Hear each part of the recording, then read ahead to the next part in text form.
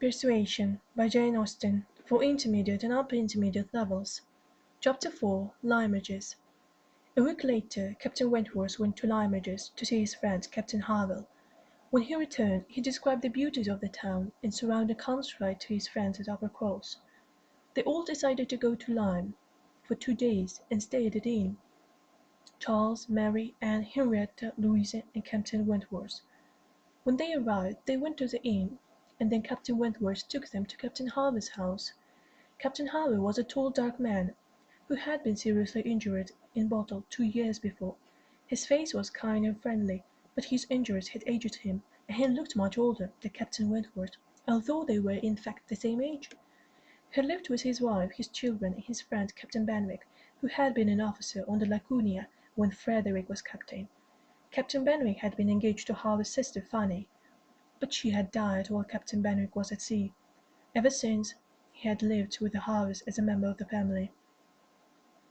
After Fanny's death, Captain Wentworth had spent an entire week with Captain Benwick trying to comfort his friend, and so that the friendship between these three men was very strong in desire, and she thought sadly, "If I had married him, these people would now be my friends too." When they left the Harvilles' house, Louisa said to Captain Wentworth, "What splendid friends you have! What kind honest people! I think the men in the navy must be the finest men in England." They went for a walk by the sea, and then returned to the inn for dinner. Anne was looking very pretty. The cold wind had made her cheeks pink and her eyes shine. As they entered the inn, a gentleman dressed in black was going out. He looked at Anne with great admiration, and then stepped to the side politely to let her pass. He was not a handsome man, but Anne thought that his face was that of a pleasant, sensible man. Captain Wentworth noticed the gentleman looked at Anne, and asked the waiter who he was. "That's Mr. William Walter Elliot, sir," the man replied. "He has just left us to return to London." "What a coincidence," said Mary. "My father's hair was here, in the same inn." The next morning they went for a walk by the sea. It was too windy for the ladies to walk on the top of the sea wall, so they went down the step to paths more protected from the wind. Mary and Henrietta went down the steps slowly and carefully, but Louisa asked Frederick to hold her hands while she jumped from the top step to the paths below. "It's too dangerous," said Frederick. "Oh, please," Louisa insisted. "I want to jump. Just hold my hands and I'll jump down." "I really don't think it's a good idea," said Frederick. "You might fall." "You can't persuade me," cried Louisa. "When I want to do something, I do it." So Frederick held her hands and she jumped, but when she landed on the level path, she slipped on the wet stone, and she fell and hit her head. She lay unconscious on the path. Her face went very white, and she did not seem to be breathing. "She's dead! She's dead!" cried Mary. Henrietta fainted from the shock. Poor Charles was trying to comfort his wife and hold Henrietta up at the same time.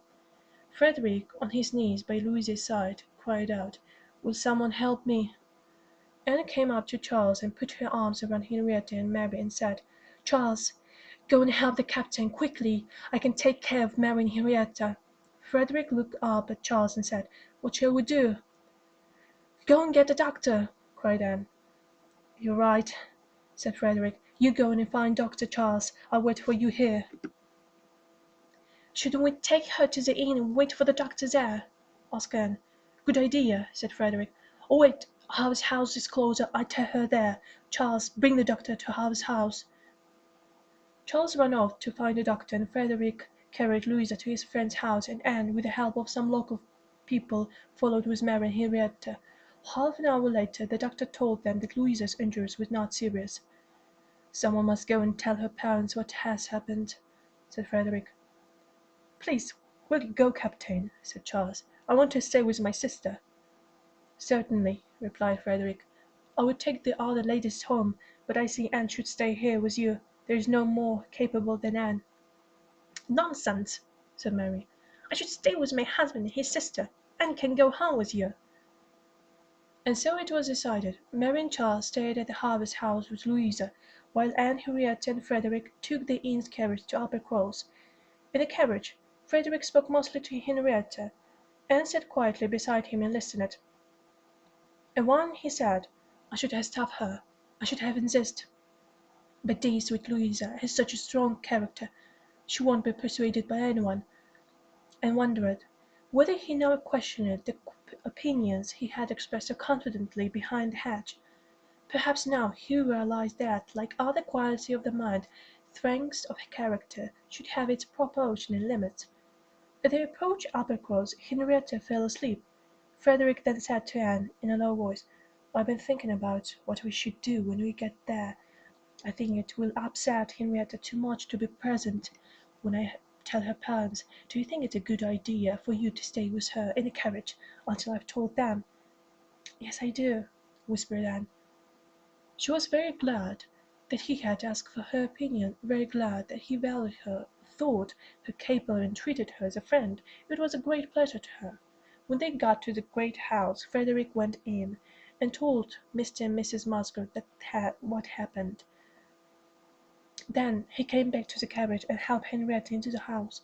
Finally, he took the carriage back to Lyme, leaving Anne with the Musgroves.